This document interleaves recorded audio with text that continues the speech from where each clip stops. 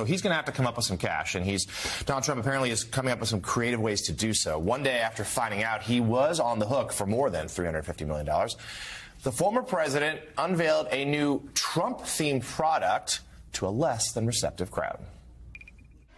That's the real deal. That's the real deal. I just want to thank you very much for being here. It's an honor. It's an honor.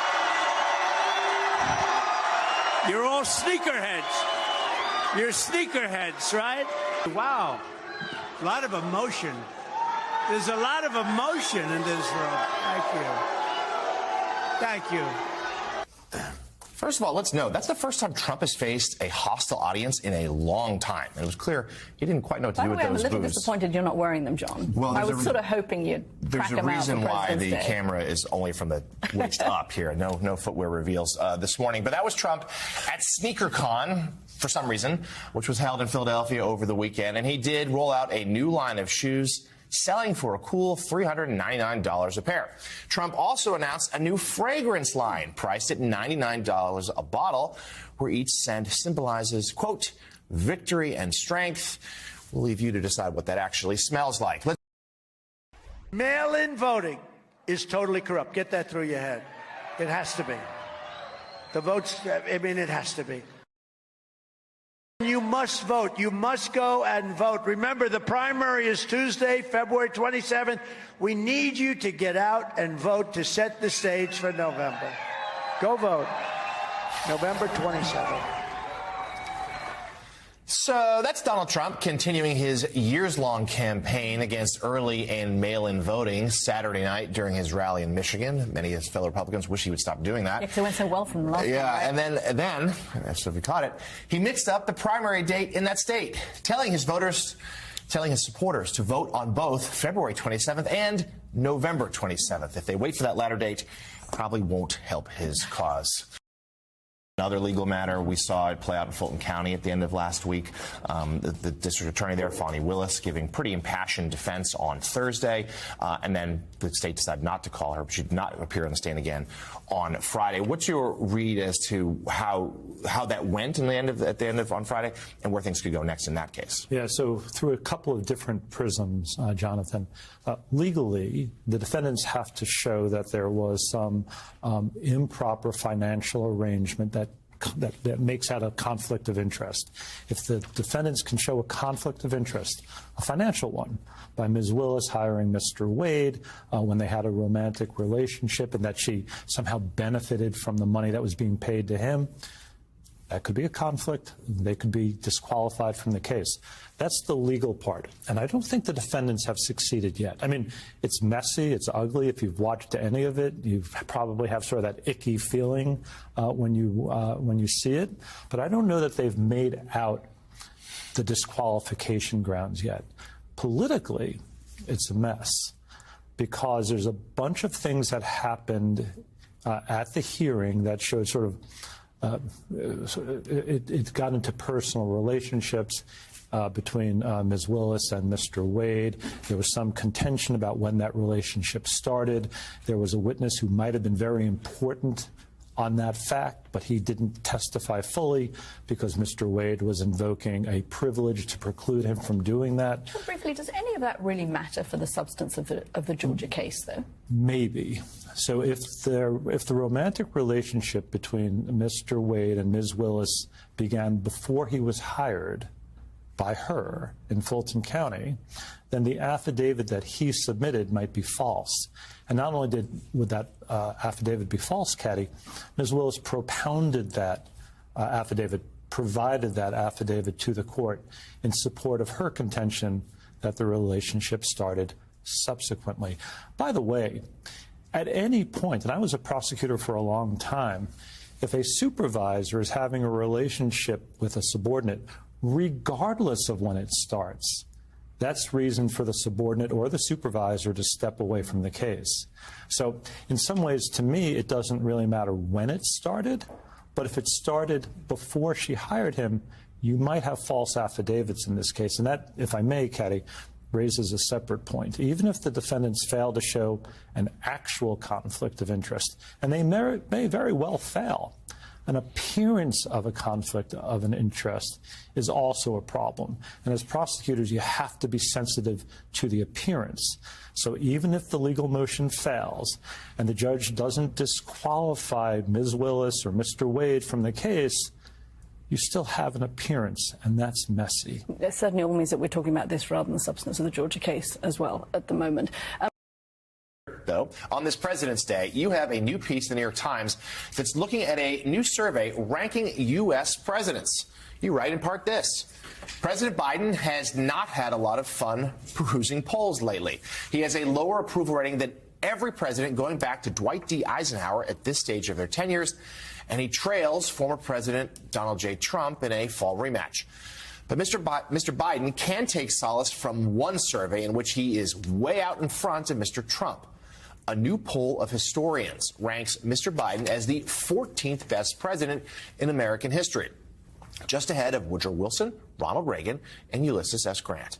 While that may not give Mr. Biden a spot on Mount Rushmore, it certainly puts him well ahead of Mr. Trump, who places dead last as the worst president ever. And in the 6 o'clock hour, I made a gratuitous mention of Chester A. Arthur. This is where I will ask you. This is where I will. Did his supporters call you? Yeah, I'm still waiting by the phone. I hope you'll mention Franklin Pierce at some point in your mention here, another overlooked president. Yeah. But tell us about this ranking here and why historians ranked. I mean, 14th, that's pretty good. Yeah. What were the reasons? Yeah. By the way, I can make a good case for Chester Arthur. I think he's underrated.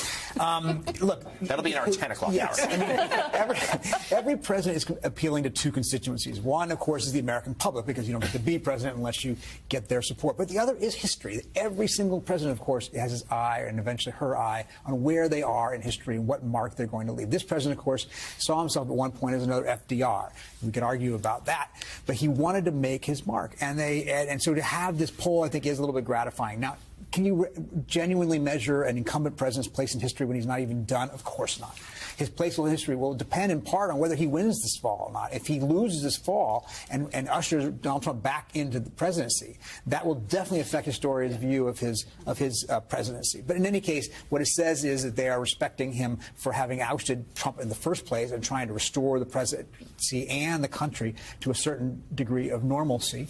And it also says something about Donald Trump, of course, is that he's dead last. They do not consider him they consider him even worse than James Buchanan, Franklin Pierce, and the other sort of 19th century, failures who got us into the Civil War and mismanaged it afterwards. John Meacham just called the control room and lobbied for James K. Polk to be in the top 10. We should know, for the record, the top 5 in order: Lincoln, FDR, Washington, Teddy Roosevelt, Thomas Jefferson, and Caddy. A final note: I recall there was one of these surveys a few years ago when it came out, also had Trump last, and the descendants of James Buchanan, who traditionally is ranked last, were thrilled and gave interviews saying, finally, we're not bringing up the rear anymore. Franklin Pierce is a direct antecedent of Barbara Bush. Yes, that's true. That is exactly right. Trivia. I've been to the Franklin Pierce homestead in New Hampshire. I will admit that in the safety of this. That's right. I went to his grave there. Yeah, I have as well, Peter. I got you next. It's a very geeky group here. Let's go from history.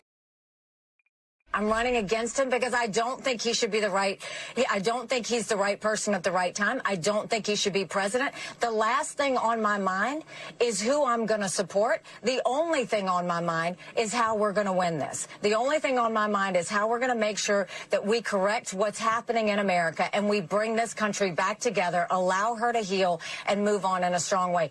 I'm not thinking about who I'm going to support in an election. But you've already said it. We are going to have a female president of the United States. It will either be me or it will be Kamala Harris. And if Donald Trump is the nominee for the Republican Party, he will not win. Every poll shows that. He will not win. And we will have a President Kamala Harris. I'm not going to allow that to happen. I'm not stopping. I'm not going anywhere. We're going to do this for the long haul, and we're going to finish it. Does that mean you will not support him if he's the Republican nominee? That means I'm going to run and I'm going to win. And y'all can talk about support later. Right now, you can ask him if he's going to support me when I'm the nominee. Republican presidential candidate Nikki Haley, speaking with ABC News yesterday, declining to say this time whether she'll still plans to support Donald Trump if he eventually becomes the GOP nominee for president. We should note, a very important week for Haley. South Carolina primary looms. It's her home state. Polls suggest she's going to lose and lose badly. She certainly has the money to stay in beyond that, and she said she would. Michigan, Super Tuesday and beyond. We shall see. And on this President's Day, many say that American democracy is facing its biggest test since Lincoln led the country through the Civil War. And joining us now, award-winning historian and best-selling author Alan C. Guelzo. His new book is titled Our Ancient Faith, Lincoln, Democracy, and the American Experiment. And Alan, congratulations on the book. And let's start right there with that premise that this nation right now is facing its greatest test since the Civil War. What can we learn from Lincoln as we face it? Well, I think there is a sense in the atmosphere of almost palpable anxiety about democracy. Democracy in America, democracy around the world. I can remember back in 1989 when the Berlin Wall came down, and then 2 years later the Soviet Union implodes. We thought democracy was the coming thing. We talked about it as being the end of history. And then over the last 30-some years, we have seen that fail. We've seen an authoritarian regime take hold of Russia. We see one of the world's biggest economies, if not the biggest economy, in the hands of a totalitarian system. And people wonder, are we really seeing the bankruptcy of democracy? That's a question we ask ourselves today.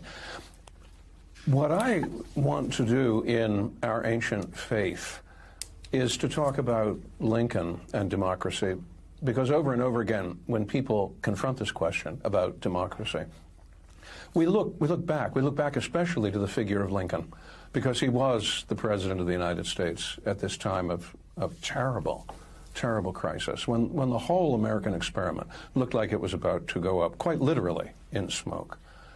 And the phrase itself tells you a good deal, our ancient faith. He uses those words in 1854 in a great speech he gives in Peoria, Illinois. And he speaks of our ancient faith being democracy, that we should embrace democracy, almost with the same kind of fervor that religious devotees would embrace a religion. Mm-hmm. And then what are the components of this? And he actually goes on in that speech to talk about what he thinks is the bedrock of democracy, which is the consent of the governed. He says that is the sheet anchor of this American experiment in democracy, this American republic. Now, for him, what especially that meant was the opposite of slavery. But when you start with consent of the governed, then from that you draw a number of really important points. And yet, Alan, you write in the book that he wasn't without occasionally his own authoritarian tendencies. He shut down newspapers in New York. He would imprison people just on suspicion of opposition to him or treasonous talk against him. And you write that you think that if it came to if he were alive today in 2024, the person that he would endorse for the presidency is not Joe Biden but Donald Trump. Well, two things there. One is, yes, there were moments in Lincoln's presidency when he reaches for what today we might stigmatize as some very authoritarian solutions. And yet when you back off for a moment and look at them, you begin to realize that a lot of these happened incidental to the business of waging a civil war. Civil war is a catastrophic affair. I think that when you look at Lincoln in the long term, the dents that he puts in that are comparatively minor ones. And what's more, when the Civil War is over, we go right back to being what we were. If what he had done was really something that threatened subversion, then I think that we would have required some kind of magic powder to get over it. But then comes the question, what about today? And almost everywhere I go today, people are asking exactly that question: who would Lincoln endorse? And first of all, I think what I have to say is I don't know. I mean, Lincoln's been dead for 158 years, so I can't consult him. But the other thing is that when you do history, it's not the same thing as doing prophecy. So the answer you have to give is I don't know. I mean, it's like asking if Lincoln would use an Uber. What he'd probably say is, what's an Uber? So it doesn't translate easily. But something that does go along with that, and perhaps sheds a little bit of light, is that Lincoln was, on the one hand, he was very much a party loyalist. Identification with the political party was extremely important for Lincoln. And sometimes that meant, over his career, he endorsed people that he did not agree with. But at the same time, he also, during the Civil War, calls upon all Americans, he calls especially upon Democrats and Republicans in his day to take a step above party, to wage what he called a better battle on behalf of American principles. That, I think, is the Lincoln that we want to hear today. Yeah, interesting. I think that is certainly true. The book is Our Ancient Faith, Lincoln, Democracy, and the American Experiment. Alan C. Guelzo, thank you so much for joining us this morning. Congrats again on the book. Peter, last few moments, Donald Trump has posted his first remarks on the death of Alexei Navalny. He wrote this on Truth Social. The sudden death of Alexei Navalny has made me more and more aware of what is happening in our country. It is a slow, steady progression with crooked, radical left politicians, prosecutors, and judges leading us down a path to destruction. Open borders, rigged elections, and grossly unfair courtroom decisions are destroying America. We are a nation in decline, a failing nation, MAGA 2024. Caddy, Donald Trump has once again made everything about himself. These are, of course, his complaints about the campaign, his complaints about the legal system, pitting the campaign issues he wants to talk about, like the border. In that message, there are no condolences offered to Navalny or his family, and certainly no criticism of Vladimir Putin. Yeah, I mean, that's billed as a response to Navalny, but it's actually not a response to Navalny at all. I mean, there's one sentence about the sudden death of Navalny with no context given to it. And then he's moved back to what he's been sending posts about all weekend, which is the justice system. And at the weekend, he seemed to be saying, interestingly, that actually his assets were greater than they were. Well, then presumably that means he can pay that fine that he's just been awarded in New York of $350 million. But no, there's not a lot there in the way of condolence, and definitely not any criticism of Vladimir Putin. Very different from what President Biden has said about the death of Navalny. Yeah, and even Nikki Haley, his lone rival still for the Republican nomination. And on For 75 years, NATO has been the most important military alliance in the world. It's been the cornerstone of America's security. It's how we won the Cold War and defeated the Soviet Union. And the only time NATO has invoked the sacred commitment of Article 5 was to stand with America after 9/11. Every president since Truman has been a rock-solid supporter of NATO, except for Donald Trump. Trump wants to walk away from NATO. He's even given Putin and Russia the green light to attack America's allies. I would encourage them to do whatever the hell they want. No president has ever said anything like it. It's shameful. It's weak. It's dangerous. It's un-American. Joe Biden understands the commitment we have made to NATO is good for America and the world, and he will honor it. Because that's what a strong American president does. President Biden's re-election campaign out with that new political advertisement criticizing Donald Trump for his embrace of Russian President Vladimir Putin. Biden himself has called Trump's words un-American.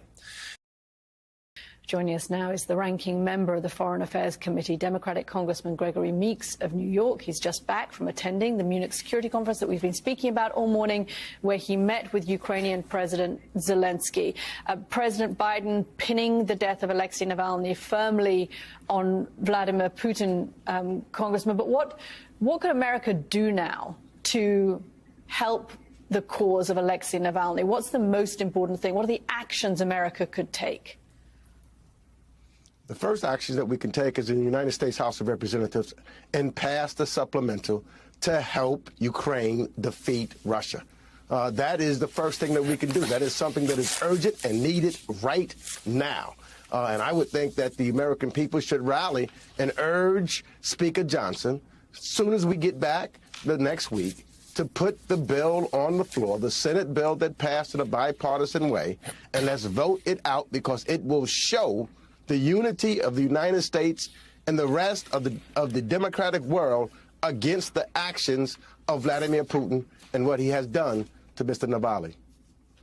So, Congressman Meeks, you in Munich had the opportunity to meet with Ukrainian President Volodymyr Zelensky, showing that now. Tell us about his message to the American people, but more narrowly to the American Congress, who do need to step up and send those weapons. As we have been chronicling all morning, it does seem like Russia has the momentum in that war.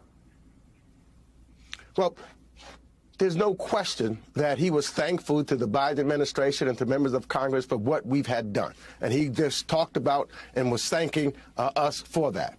But he indicated of the victories that they have accomplished, which people have not talked about.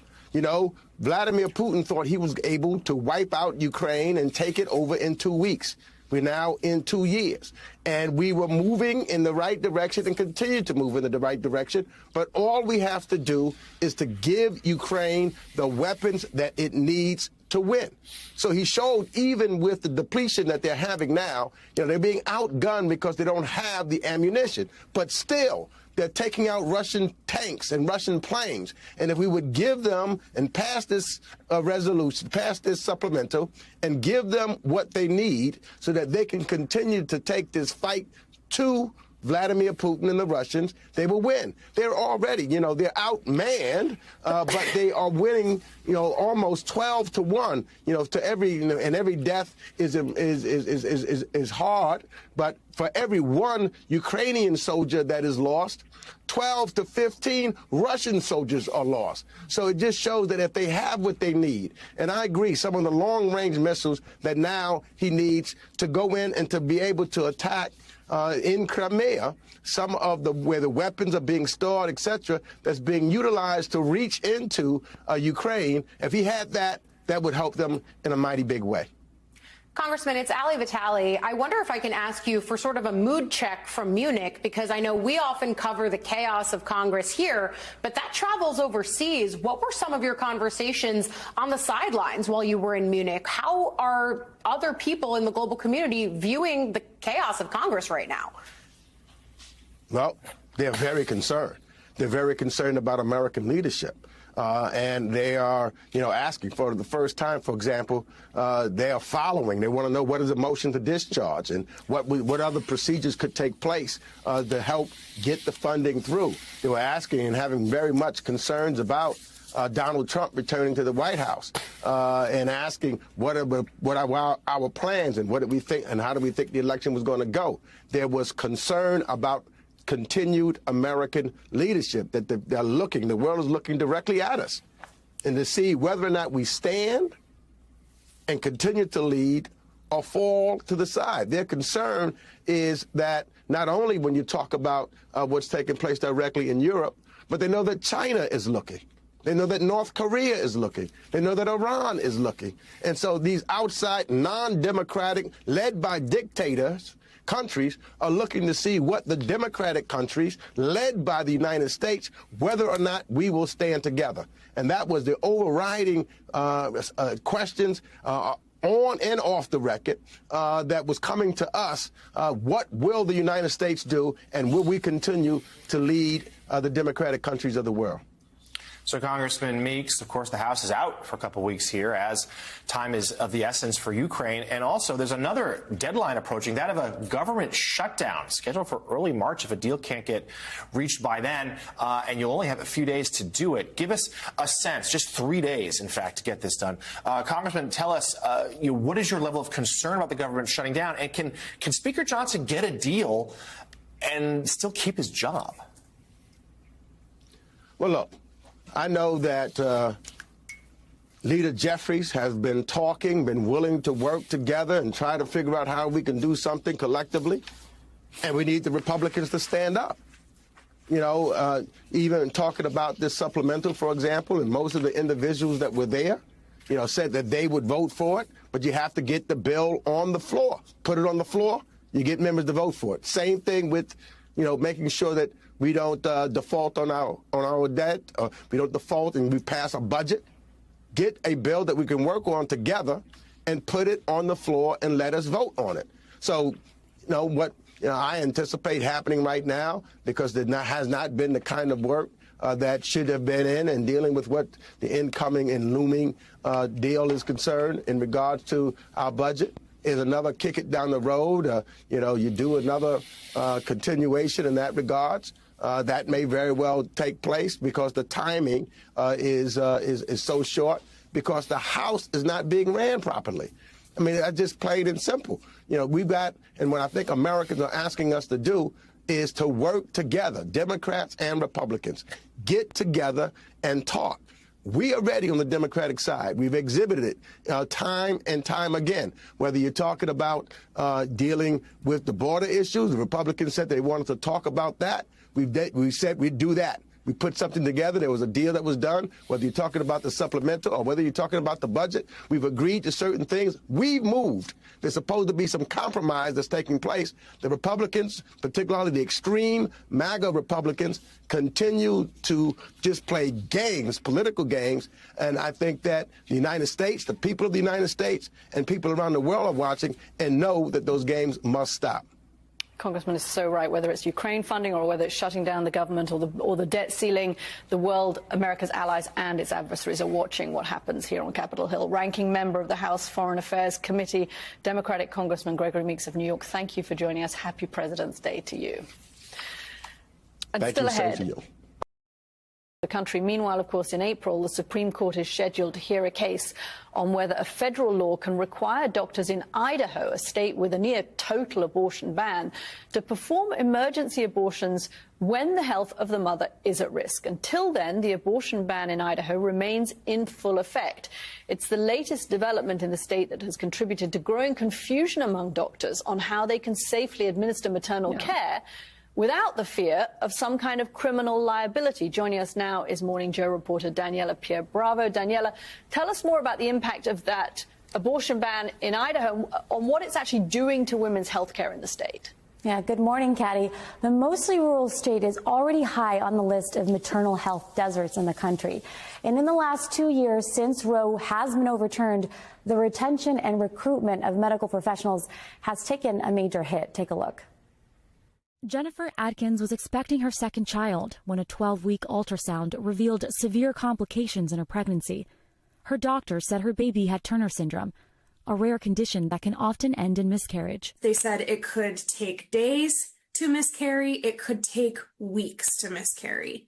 And in the meantime, your blood pressure could continue to deteriorate and get higher and higher. We're all very concerned about the risk. Jennifer and her family decided not to take that risk. They traveled 400 miles from their home state of Idaho, a state with a near total abortion ban, to Oregon in order to terminate her pregnancy. Now she's in the midst of a lawsuit with 3 other women against the state of Idaho, arguing that despite facing severe pregnancy complications, they were denied necessary and potentially life-saving obstetric care. The lawsuit, which also includes 2 physicians, says the state's current abortion bans and its exceptions have sown confusion and fear among the medical community, making it nearly impossible for doctors to provide care in the state. I think that's really scary for providers. Dr. Lauren Colson, who represents a network of healthcare professionals in Idaho, says the restrictions on abortion care are taking a toll on those who fear repercussions of the law. We're all worried about that pregnant person showing up in the ER that is destabilizing in front of us and that we can't do anything about until that they are literally dying. That worry among doctors is causing many to flee the state. A new report by the Idaho Physician Wellbeing Collaborative estimates that since August of 2022, Idaho has lost more than 20% of its obstetricians. Maternal fetal medicine obstetricians who handle high-risk pregnancies have gone down by 55%. There are less than 5 left in the state practicing full-time. Rory Cole, a 4th-year medical student in Idaho, is having difficulty deciding whether to choose a residency program in the state, saying the strict abortion laws are discouraging her from staying. As more people leave the state, as more doctors leave the state, as more residents decide not to stay here, as more medical students decide to not pursue training here, that the outlook of healthcare for that population, for Idahoans, is more challenging. There's been a big push to continue to train family physicians, with these family docs potentially being more inclined to leave the state, leave these rural communities. That's going to leave a lot of places without primary care as well. Unfilled roles that have affected regular care for pregnant mothers. Dr. Frank Johnson, Chief Medical Officer for St. Luke's, the largest medical group in Idaho, told me mothers have to travel hours just to find available doctors. He shared the case of one pregnant mother who suffered blood loss but couldn't get care close to home. They had to go somewhere else to find that care, and during that period of travel, things went awry, and that baby was lost, unfortunately. Whether the fetus could have been saved with earlier care, I don't know.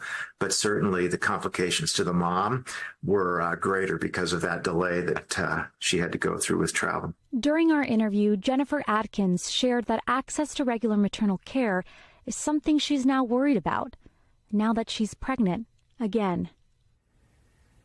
Jennifer also mentioned that this pregnancy is already proving to be different than her last one, saying that finding available appointments has been challenging, being sent to a number of different hospitals across the state just to find care.